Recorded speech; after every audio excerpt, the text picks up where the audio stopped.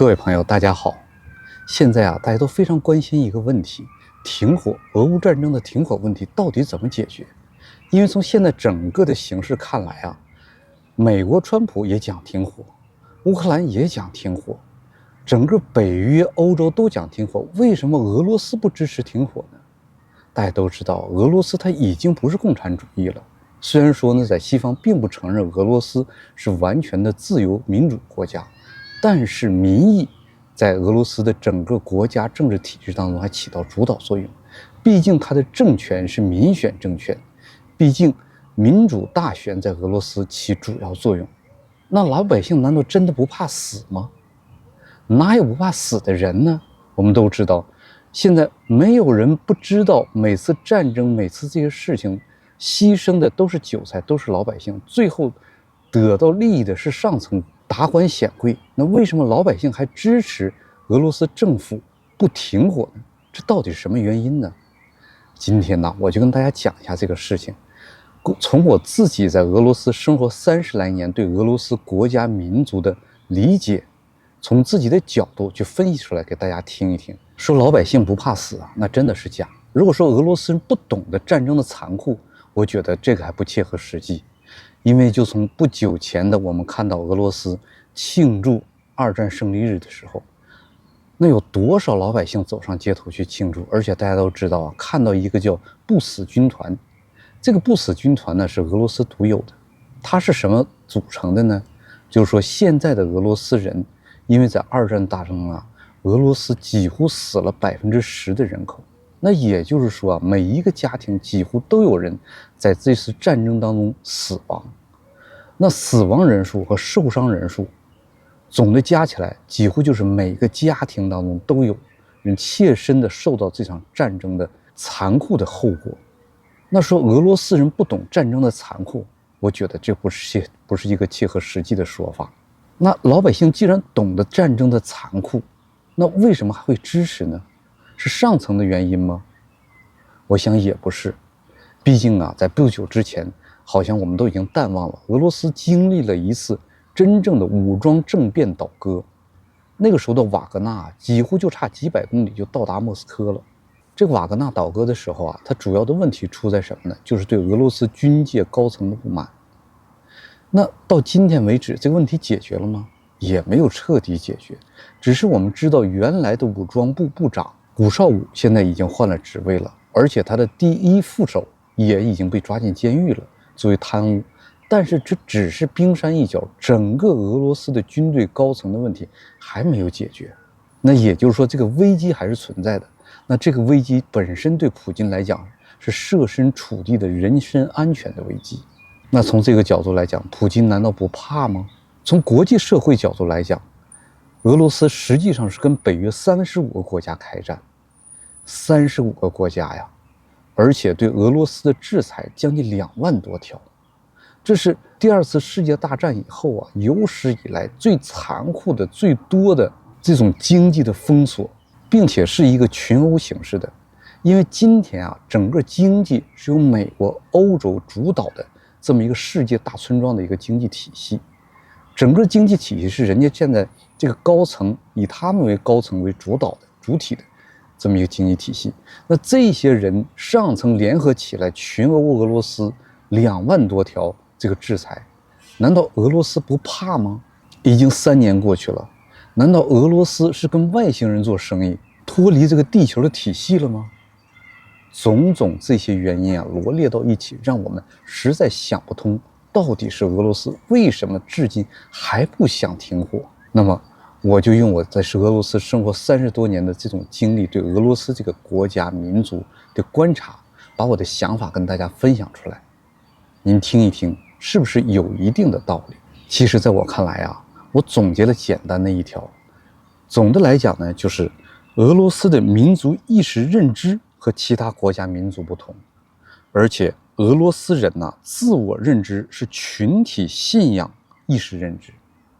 怎么讲这件事呢？可以分为2个来讲。第一呢，就是说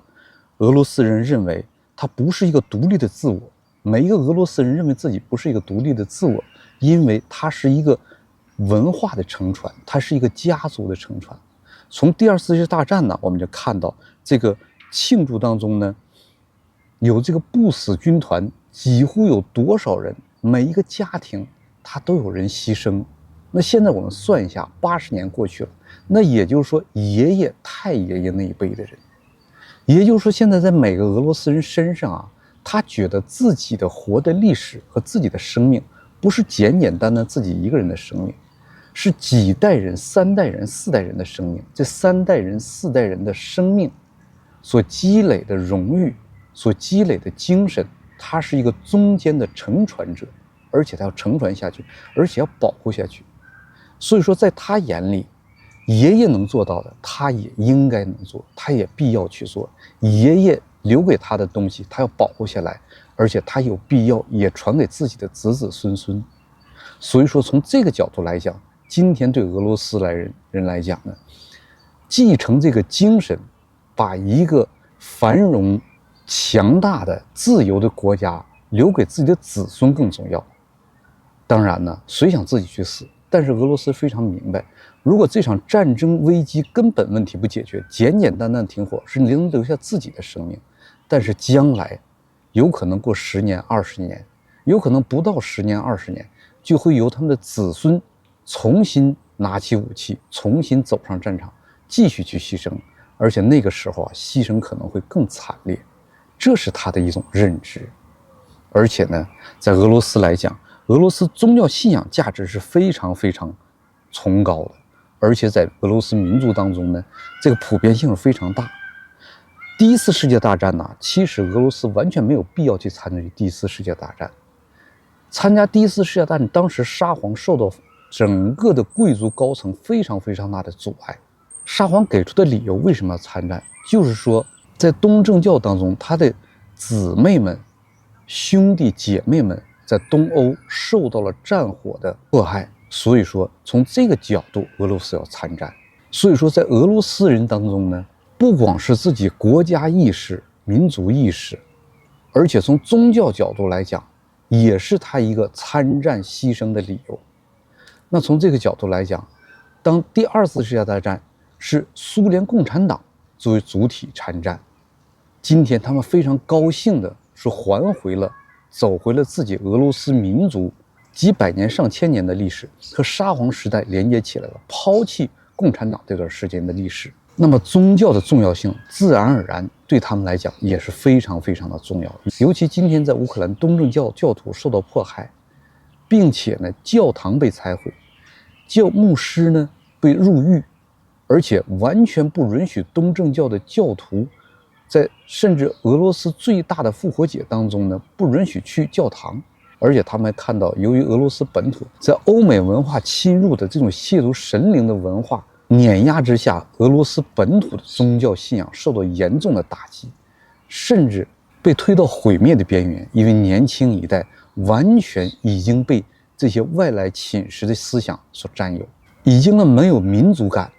并且宗教信仰就更已经没有了。我们在看到俄乌战争刚刚爆发的时候，俄罗斯进行了一次全民征兵，那个时候是全民义务征兵，有30多万年轻人立刻逃离了俄罗斯。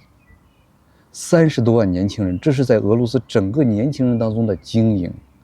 那也可以看出俄罗斯人当中这精英已经对民族宗教信仰在他们心中是一个什么地位了。所以说现在俄罗斯人呢非常高兴能恢复自己的宗教，并且为自己的宗教而战。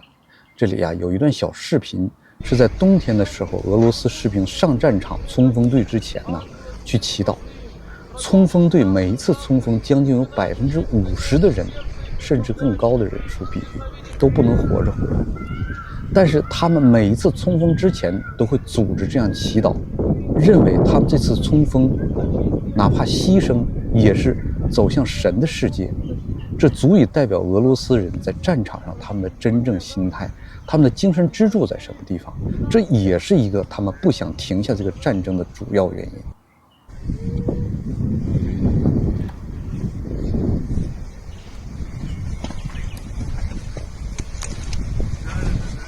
Низкий поклон. И 再一个，我要跟谈一下俄罗斯的军事状态。都说俄罗斯是个战斗民族，它有非常强大的军事，这已经是历史了。其实，在2022年的时候开战的时候，俄罗斯的整个军工企业停留在非常已经是濒临死亡的状态上。这有一组数字，我跟大家分享一下。在2022年的时候，俄罗斯整年的生产坦克的量是270辆，但是在2024年的时候，已经能生产2000辆。在2022年的时候，装甲车每年能生产700辆，在2024年的时候，已经每年能生产2000辆。在2022年的时候，152口径炮弹能生产25万颗每年，到2024年的时候，每年可以生产130万颗。大家可以看到，几乎是10倍的增长，短短的3年之间。高尖端武器呢，因为在战争的一开始啊，大家都说俄罗斯没有芯片，它最后剩几颗导弹就打不完了，它最后剩几个导弹打完就再也没有了。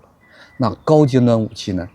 俄罗斯的巡航导弹现在每年可以生产500颗，弹道导弹可以生产700颗。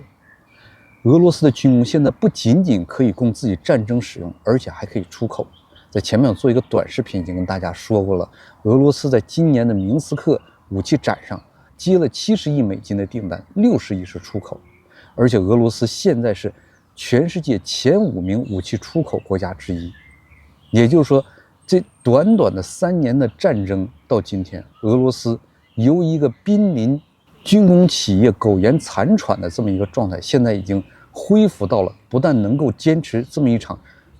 2战以来有史以来最大的一场地面战争，并且还能作为全世界前5名武器出口国家，在世界上占有一族之地。那如果从经济角度来讲呢，前面我跟大家讲过，这个世界的主要经济大佬们35个国家纠结在一起群殴俄罗斯，2万多条制裁。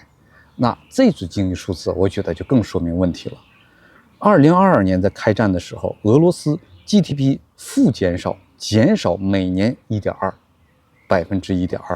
到2023年呢转为增长每年 GDP 3.6%，到2024年呢增长为3.9%。我们都知道，现在欧洲、美国的 GDP 有的保持为0就已经很成为骄傲了。欧洲很多国家，那些先进国家都是负增长，但是俄罗斯在3年战争之后，2024年已经达到了增长为3.9%的 GDP， 并且2024年相比2023年，俄罗斯的工业企业增长素质4.9%，也就是说，川普想做的让美国再次伟大，让工业回到美国，俄罗斯已经实现了。俄罗斯每年的工业企业增长数字现在是每年4.6%，这还是在继续生长的势头之上。那从俄罗斯高层的变化来讲呢，我觉得俄罗斯人有句谚语，鱼如果要烂的话是从头烂。还是从普京本人来讲，他的对俄罗斯人给出的信念是俄罗斯人支持下去的最主要的来源。2个月之前，俄罗斯一台制作了一个将近1个半小时普京俄罗斯25年执政的这么一个小电影。在这个小电影当中就普京作为一天工作结束完之后接受这个记者采访，一些简单的论坛来回顾他25年的政治生涯。普京的工作结束是每天后半夜凌晨2点。在看到普京自己起居的地方的时候普京也展示了自己一个非常私密的地方，就是普京自己的小教堂。这么一个小教堂，普京自己无论工作多忙的时候，当他灵魂需要洗礼的时候，他会去到那里跪拜祈祷。我想这对任何一个国家一个民族来讲，他们的领袖，这都是对人民来讲最奢华的地方。比多少豪宅，比多少豪车，比多少飞机来讲，人民都觉得自己的总统，自己的领袖能有这样的信仰，这才是真正的豪华，真正的奢侈。而且普京新任的国防部长，这个人本身非常清廉，在重大宗教的时候他自己是去做牧童的。做牧童是一个非常辛苦的事情，那是要帮牧师端水、送饭、打点，一天从头到晚都在大家的众目睽睽之下，是没有地方可以躲，没有地方可以藏的。而这个国防部长他原来是俄罗斯的副总理，每次到这种东正教重大节日的时候，他去送牧童的时候，大家都可以看到他，不是说1天2天来作秀，多少年来一直是这个样子的。而且普京新任的自己的国防军事助理，他本身就是一个俄罗斯空降伞兵的将军，在这之前他任图拉的州长。由于自己是空降兵的伞兵将军，所以说他对士兵真是爱兵如子。在俄乌战争爆发之后啊，他每个月都带着自己的车队，组织各种各样的物资，每个月去亲自送到前线。有这样的人不断的围绕在普京的身边，大家也看到了接着往下的政治团队的发展方向，也看到了希望。所以说这也是俄罗斯老百姓支持他、支持战争走到底的一个主要的原因。而且在西方对抗当中啊，我们看到最主要的一个比较典型的就是特朗普。在特朗普上台之前呢，讲24小时结束俄乌战争，上台之后呢变成100天，现在呢后来变成如果要是俄罗斯和这个乌克兰没有结束战争的意图的话，他就退出，最后几乎就要已经退出了，不跟你玩了。在这波之后，普京提出伊斯坦布尔谈判，这个时候啊，川普又满血复活，给乌克兰2到3周时间来进行和谈。也就是说，在整个过程当中，普京俄罗斯的立场的条件没有任何改变，一直改的就是西方他们的条件。这从整个过程也能看到，俄罗斯人民看到了普京领导的整个国家军队方向是在好的方向，是在胜利的方向在前进。所以说老百姓也支持他，也更有信心。而且大家也看到，虽然说战争打得非常艰苦，但是在5月9号第2次世界大战胜利之前呢，俄罗斯成功的拿回了库尔斯克州，并且在库尔斯克州的时候，朝鲜军队已经出现在视野当中了。那这正是出现了俄罗斯跟朝鲜的军事联盟，并且并肩作战的军事联盟。这一下就造成了俄罗斯现在不仅仅有自己100多万的军队，而且加上朝鲜陆地军队陆军，一共也是150多万，2个国家加起来就250多万。那这样在军队人数上、素质上直接是碾压北约的。所以说在这个方面，俄罗斯在军事上已经实际它的实力已经完全颠倒过来了。并且从经济角度，俄罗斯并不是在祈求那些欧美国家不要离开俄罗斯。普京在一次与俄罗斯企业家的会谈当中提到，现在欧美这些企业如果回到俄罗斯的话，俄罗斯要考虑只允许那些俄罗斯需要的企业回来，并且对他们提出非常尖锐的条件了。已经并不是说现在其他国家欧美呀，并不是像我们现在看到世界上很多国家当中，只要对外资进来几乎是饥不择食，包括美国也一样，很多国家都希望外资回来，有的国家呢软硬兼施。但是俄罗斯今天确实已经进入筛选状态了。所以说在整个这一系列的变化当中，俄罗斯整个民族感觉到是什么？就是俄罗斯民族国家的再次重生。所以说在俄罗斯人民心当中，这个路不能拐弯，不能改变，一定要坚持走下去，走到底。谢谢大家，我们下次再见。